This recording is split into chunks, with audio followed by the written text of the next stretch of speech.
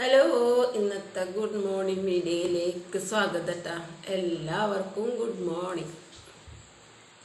ഇന്നത്തെ സംസാര വിഷയം എന്താണെന്നറിയോ?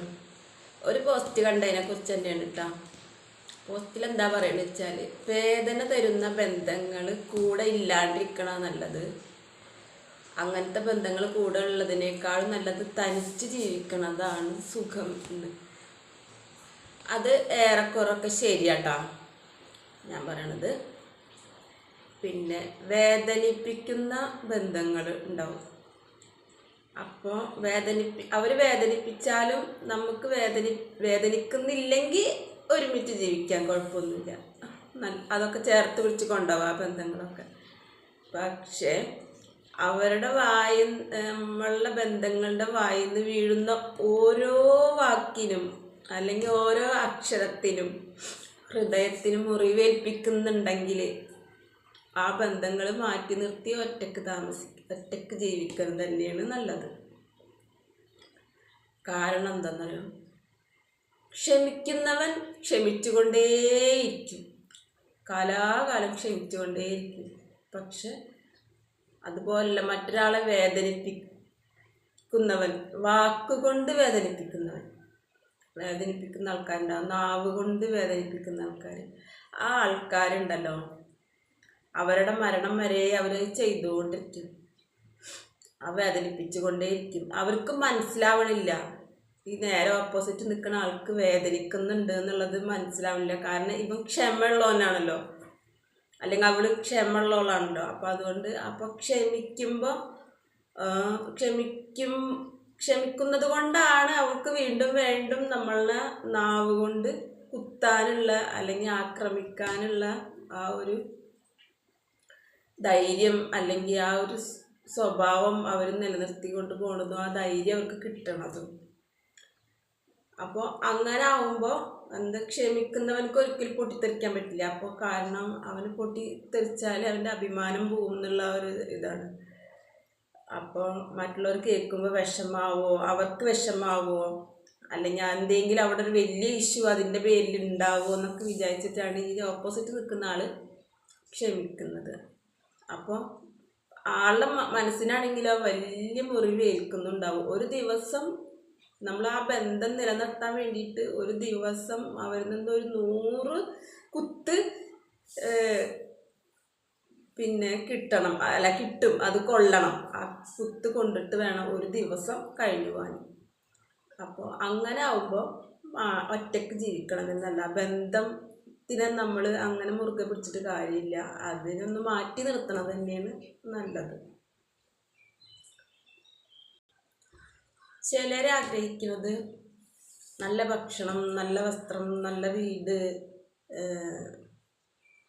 പിന്നെ അതേപോലെയുള്ള ഒക്കെ നല്ലത് കിട്ടണം എന്നുള്ള ആഗ്രഹിക്കാരാവും ചില ആൾക്കാർ. പക്ഷെ ഒന്നുമില്ലെങ്കിലും വേണ്ട, മനസ്സമാധാനമായിട്ടൊന്ന് ഉറങ്ങാൻ പറ്റിയാൽ മതി, അല്ലെങ്കിൽ മനസ്സമാധാനമായിട്ടൊന്ന് ഇരിക്കാൻ പറ്റിയാൽ മതി എന്നുള്ളത് ചിലരുടെ മനസ്സിലുണ്ടാവുള്ളൂ. അപ്പോൾ ഈ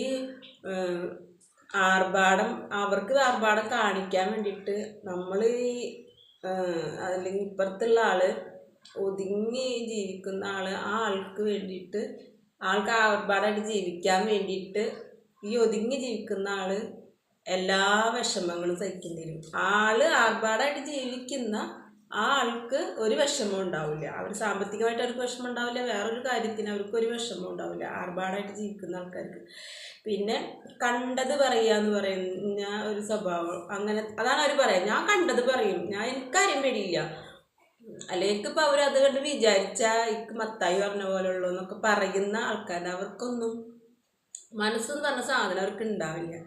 അപ്പോൾ അവർക്ക് അവരുടെ കാര്യങ്ങൾ ഭംഗിയായിട്ട് നടക്കണം, അവർക്ക് പറയാനുള്ളത് പറയണം, അവർക്ക് കിട്ടാനുള്ളത് കിട്ടണം, അവർക്ക് ഒരു ബുദ്ധിമുട്ടും ഉണ്ടാവാൻ പാടില്ല.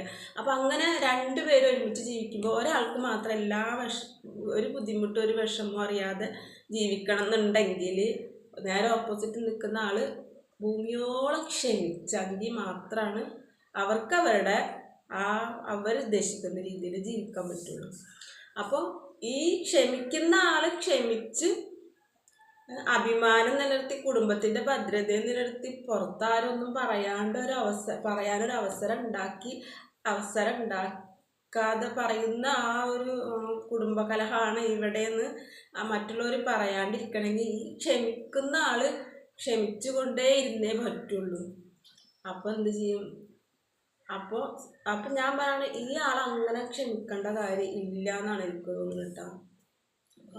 ക്ഷമ അങ്ങനെ ക്ഷമിച്ചിട്ട് ഒരുമിച്ച് ജീവിക്കണ്ട എന്നൊക്കെ പറയുന്നത്. അങ്ങനെ ഒരാൾക്ക് ആർഭാടായിട്ട് ജീവിക്കാനും കണ്ടത് പറയാനും തോന്നിയ പോലെ പറയാനും നാവിൽ വരുന്നതൊക്കെ പറയാനും അല്ലെങ്കിൽ മനസ്സിൽ തോന്നുന്നതൊക്കെ പറയാനും പറയാൻ ഉണ്ടാവണത് പറയാൻ പറ്റണത് അല്ലെങ്കിൽ പറയാനുള്ള ഒരു ഇത് വരുന്നത് എന്തുകൊണ്ടാണെന്ന് പറയുക. ഇവിടെ നേരെ ഓപ്പോസിറ്റ് അത് കാണാനും കേൾക്കാനൊക്കെ ആളുണ്ട്.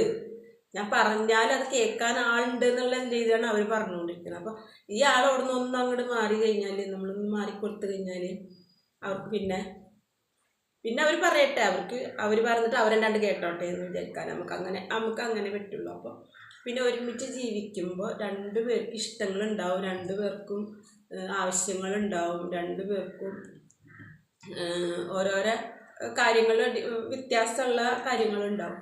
അപ്പോൾ ആരും ഒരാളുടെ ഇഷ്ടം മറ്റൊരാളുടെ മേലെ എനിക്കിഷ്ടമില്ല, അല്ലെങ്കിൽ ആ ഫുഡ് ഉണ്ടാക്കിയത് എനിക്കിഷ്ടമില്ല, അതുകൊണ്ട് അത് ഉണ്ടാക്കണ്ടെന്ന് പറയുമ്പോൾ നേരെ ഓപ്പോസിറ്റ് നിൽക്കുന്ന ആൾക്ക് അത് ഇഷ്ടം ഉണ്ടാവും. അപ്പോൾ ഇവർക്കിഷ്ടമില്ലാത്തതുകൊണ്ട് ആ ഇഷ്ടമുള്ള ആൾ അത് കഴിക്കാതിരിക്കണം. അങ്ങനെ ഒരു ഉദാഹരണം പറയട്ടോ. അതുപോലെയാണ് എല്ലാ കാര്യങ്ങളും. ഇപ്പോൾ പുറത്ത് പോലും ഇപ്പോൾ ഒരു ഓട്ടോറിക്ഷ വിളിച്ച് പോവുകയാണ്, ഒരു കിലോമീറ്റർ ദൂരത്തേക്ക് ഒരാൾ പറയണത് എനിക്ക് നടക്കാൻ ഇഷ്ടമില്ല, ഞാൻ വണ്ടി വിളിച്ചേ പോവുള്ളൂ. അപ്പോൾ കൂടെ ഉള്ള ഒരാൾക്ക് എന്താ ആ 30 രൂപ ആർക്കും കൊടുക്കണ്ട, വണ്ടിക്ക് കൊടുക്കണ്ട, 10 അടി നടന്നാൽ അങ്ങോട്ട് എത്തുമല്ലോ എന്നുള്ളതാവും. അപ്പോൾ ഈ ആൾ ഓട്ടോറിക്ഷ വിളിച്ച് പോകുമ്പോൾ പിന്നെ നടന്നു പോകാൻ ആഗ്രഹമുള്ള ആൾ നിർബന്ധിക്കപ്പെടുകയാണ് അതിൽ കയറി പോകാനായിട്ട്. അപ്പോൾ അതുപോലെ ആണ് ഓരോ കാര്യങ്ങൾ. അപ്പോൾ ബന്ധങ്ങൾ നിലനിൽക്കണമെങ്കിൽ എല്ലാവരും ഒരു വീട്ടിലുള്ള എല്ലാവരും ഒരുപോലെ ജീവിക്കണം. മനസ്സാക്ഷി എന്നൊക്കെ പറയുന്നത് എല്ലാവർക്കും ഉണ്ട്. അത് ക്ഷമയുള്ളവർക്ക് മാത്രം മനസ്സുള്ളൂ, മനസ്സില്ലാത്തവർക്ക് ക്ഷമയുണ്ടാവില്ല. ക്ഷമയുള്ളവർക്കാണ് മനസ്സെന്ന് പറഞ്ഞ സാധനം ഉണ്ടാവുള്ളൂ. അപ്പോൾ അവരിങ്ങനെ ക്ഷമിക്കുന്നുണ്ട് നമ്മൾ അവരെ ഇങ്ങനെ നേരം കുതിര കയറാൻ ചെന്ന് കഴിഞ്ഞാൽ അവർക്കും മനസ്സ് മടുക്കും. അപ്പോൾ അവർക്ക് അങ്ങനത്തെ ആൾക്കാർക്ക് തോന്നുന്നതാണിത്. വേദനിപ്പിക്കുന്ന ബന്ധങ്ങൾ നമ്മളെ കൂടെ ഇല്ലാതിരിക്കണം നല്ലത്. അത് അങ്ങനത്തെ ബന്ധങ്ങളെ മാറ്റി നിർത്തിയിട്ട് ഒറ്റയ്ക്ക് ജീവിക്കണമാണ് നല്ലതെന്ന് തോന്നുന്നത്, അങ്ങനെ പറയേണ്ടി വരുന്നത് അല്ലെങ്കിൽ അങ്ങനെ പറയുന്നത് ഇതുകൊണ്ടാണ്. മനസ്സിലായ? അപ്പോൾ ഓക്കെ എന്നാലും കേട്ടോ, അതാണ് ഇന്നത്തെ സംസാര വിഷയം. കൂടുതലൊന്നും സംസാരിക്കുന്ന ടൈമില്ല, അടുക്കളയിൽ കുറച്ച് പണിയുണ്ട്. അപ്പോൾ ഓക്കെ എന്നാൽ എല്ലാവർക്കും ഒരിക്കൽ കൂടി ഗുഡ് മോർണിംഗ്.